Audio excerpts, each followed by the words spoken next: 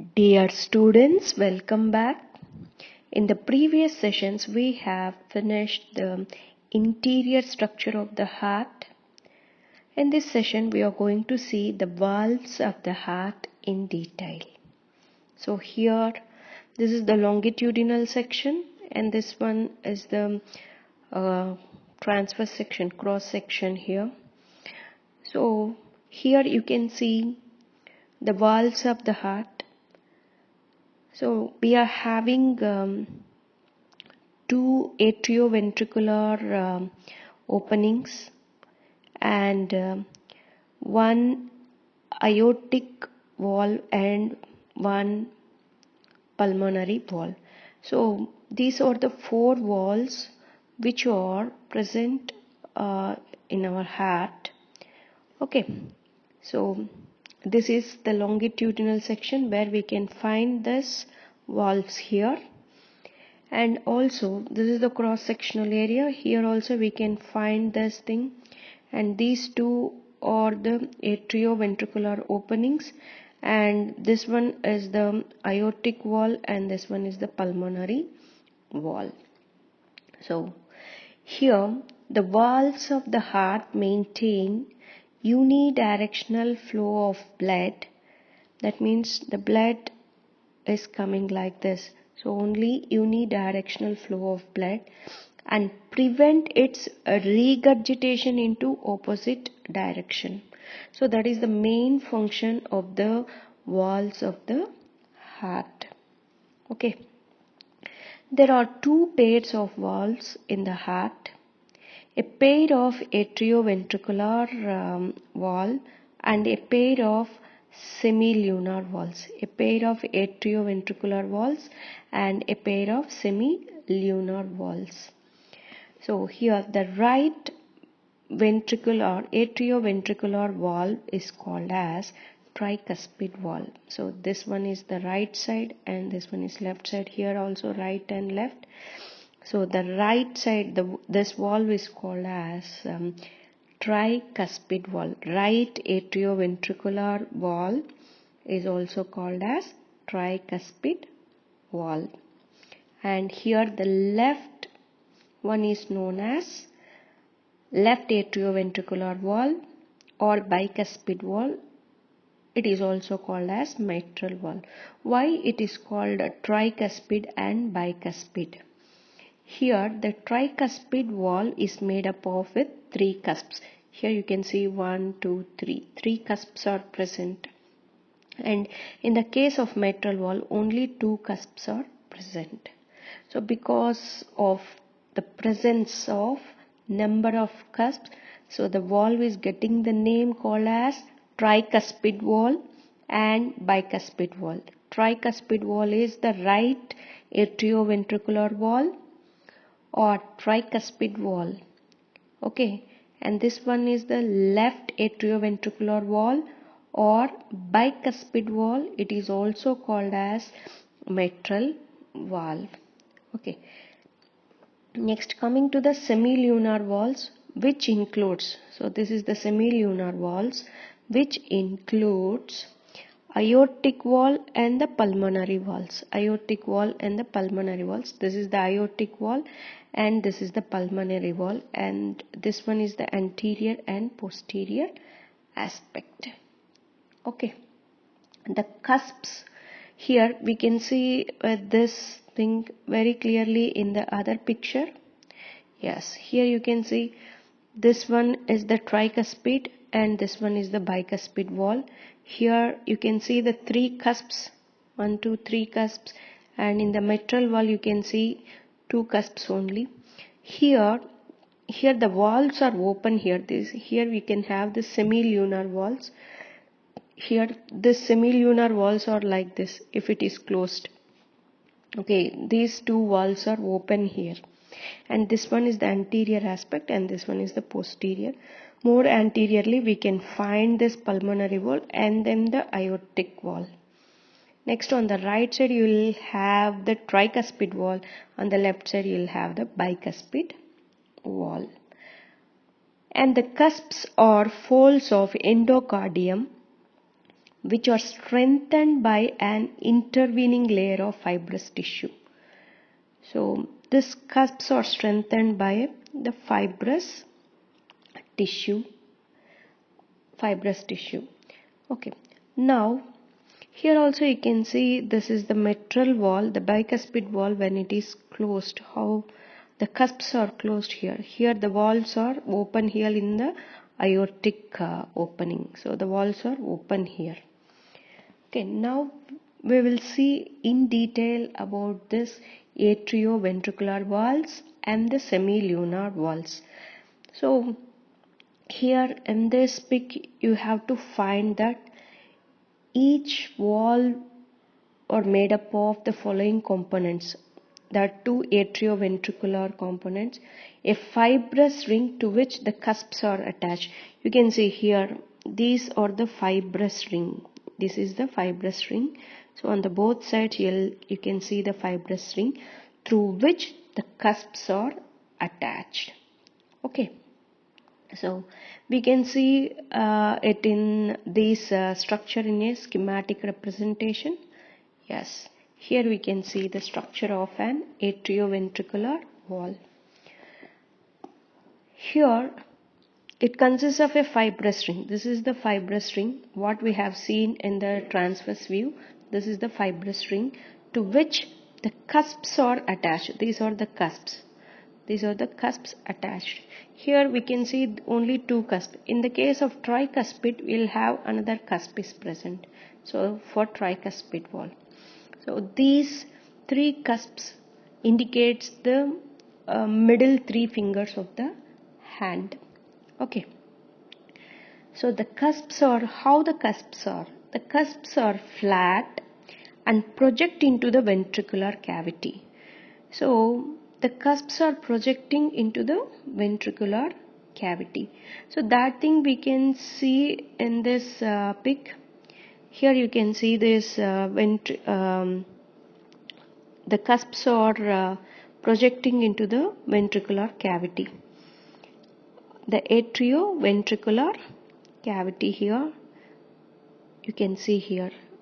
These cusps are projecting into the ventricular cavity, both mitral valve and the right side tricuspid valve. Okay, so this is the thing happened here. So the cusps are flat and project into the ventricular cavity. Each cusp has an free margin and an atrial and ventricular surface. So each one is having each cusp has an attached and a free margin. So and the surfaces, it is having two surfaces. The cusp which is facing towards the atrium is called as atrial surface, and the surface which is facing towards the ventricle, that is called as ventricular surface. This atrial surface is smooth and the free margins and ventricular surfaces are rough and irregular. And this irregular is due to because of the attachments of this chordae tendineae. The valves are closed. These valves are closed during ventricular systole. Systole is the first heart sound. The valves are closed during ventricular systole by apposition of the atrial surface near the serrated margins. So once this contraction of the ventricular surface, that means the systole happens, what will happen? Here the valves are closed. Here you can see the valves are closed. The valves are closed here during ventricular systole by apposition of the atrial surfaces near the serrated margins. So on the above aspect here you can see the mitral valve, the closure of this valve, isn't it? So along the serrated margins of the atrium. Here in this pic, the atria are removed in this. Okay, here we can find the closure of the valve, how it is happening here. Okay, now again come to this atrioventricular valve. The chordae tendineae connect the free margins and the ventricular surfaces of the cusps to the apices of the papillary muscles. See, here the ventricular surface is having some roughened end. So those one are roughened and irregular due to the attachments of this chordae tendineae, and these chordae tendineae are attached to the apices of the papillary muscles. This thing we have already seen in the interior of the ventricles, isn't it? So these are the chordae tendineae which are attaching to the apices of the papillary muscles. These are all the papillary muscles.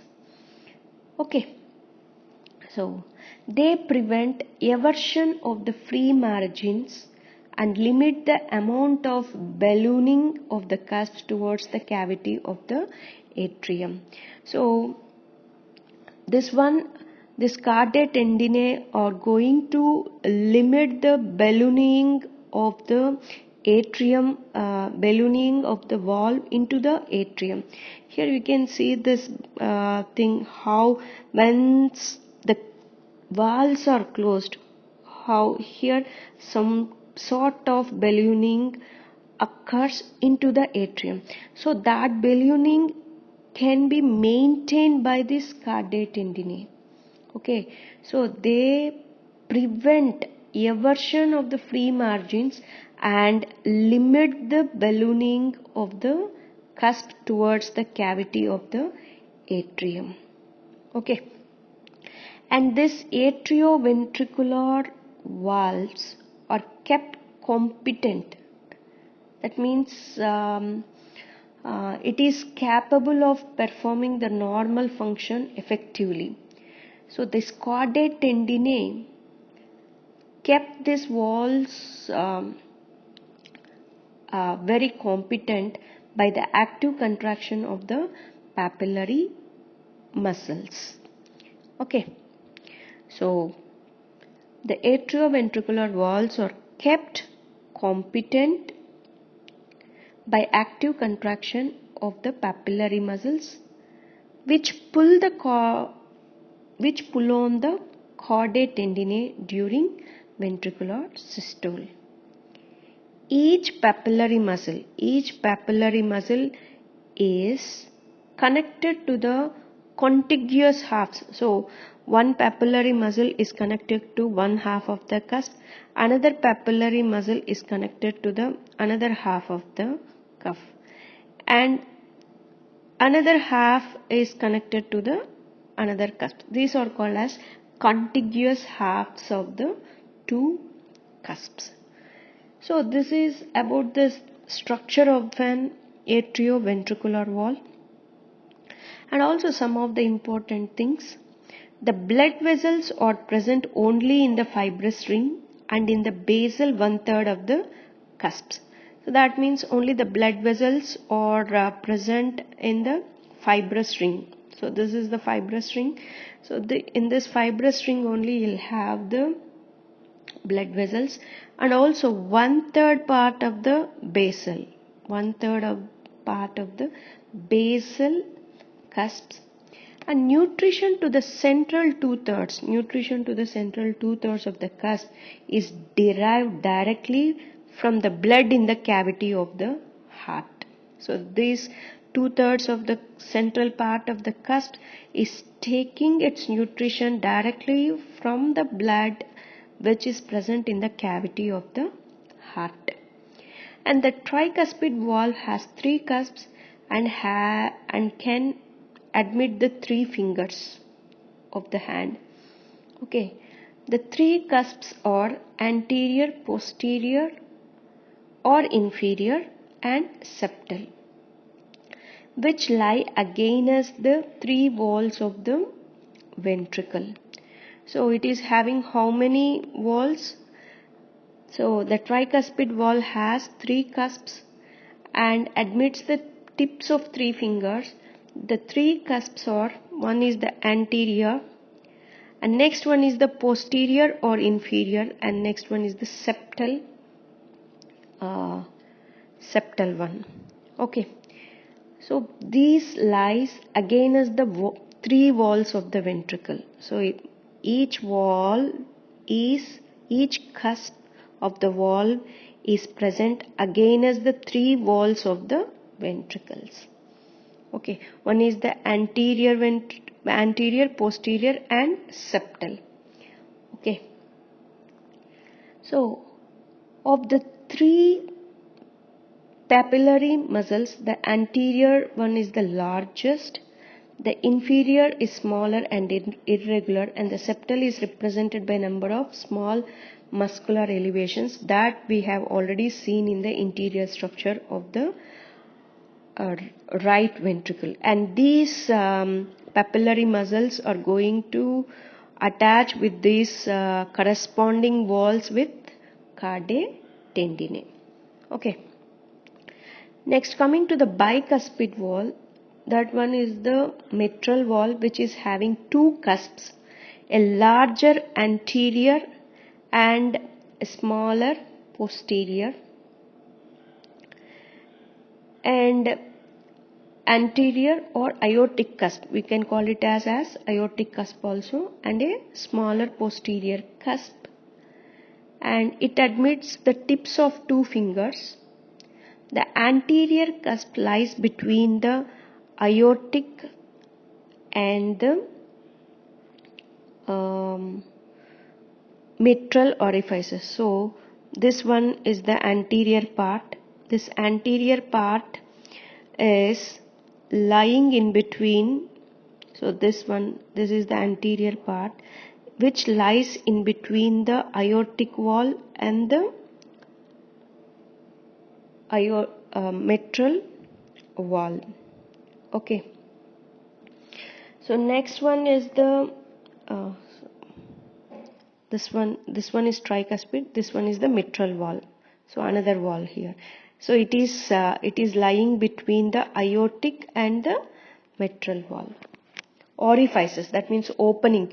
So the anterior cusp is present in between this aortic as well as the mitral opening. Okay, so this is the presence of this mitral wall, and the mitral cusps are smaller. The mitral cusps are smaller and thicker than those of the tricuspid wall. When we compare with this tricuspid and the bicuspid, the mitral cusps these 2 are smaller than that of the tricuspid, and also these 2 are thicker than the tricuspid. So these are all about the atrioventricular walls, their location and their structure of these walls. Okay, next coming to the semilunar walls. So these are the semilunar walls, the aortic and pulmonary walls. Here you can see this one is the pulmonary and this one is the aortic. So these 2 walls are called as semilunar walls because their cusps are semilunar in shape. Because of the cusp, the shape of the cusps, these are called as semilunar walls. So both walls are similar in each other.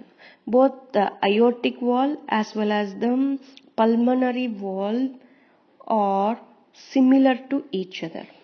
Okay, and each wall has 3 cusps which are attached directly to the vessel. So this is the vessel, and which are attached directly to the vessel, and these doesn't have any fibrous ring, whereas in the case of atrioventricular walls it is having some ring through which the cusps are attached.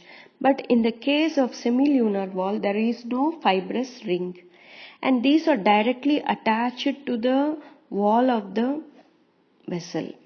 Okay. Next, the cusps form small pockets. So these form small pockets with their mouths directed away from the ventricular cavity. So if you see, this is the ventricular cavity, and so below it is having a ventricle like this. So it is facing away from the ventricular cavity. Okay. And the free margins of each cusp contains a central fibrous nodule. So this one is the central fibrous nodule, from each side of which a thin smooth margin called as lunule. So this one is smooth margin called as lunule on either side of the nodule extends up to the base of the cusp.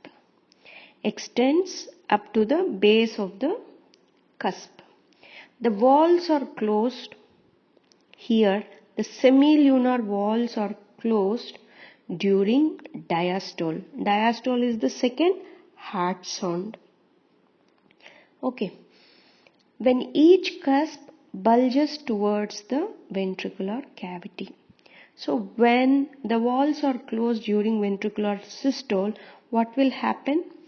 So these walls, each cusp, we can call it as each cusp bulges towards the ventricular cavity. Whereas in the case of atrioventricular opening, it is bulging towards the atrial cavity. Whereas in the case of semilunar valves, it is bulging towards the ventricular cavity. So opposite the cusps, the vessel walls are slightly dilated. Opposite to the walls, attachment of these walls. And to form aortic and pulmonary sinuses. And it forms aortic and pulmonary sinuses. The important thing you have to note here is the coronary arteries arise from the anterior and the left posterior aortic sinuses. So what are the sinuses? Here the sinuses are the dilated part of the walls of the vessels which are present just opposite to the cusps. And these are of two types. One is the aortic sinuses and the pulmonary sinuses. The coronary arteries arise from the anterior and left posterior aortic sinuses. So you can see here left coronary artery and the right coronary artery, which are arising from the aortic sinuses. So these are all about the valves of the heart. In the next session, we are going to see the surface marking of these cardiac valves and the auscultatory areas. Thank you.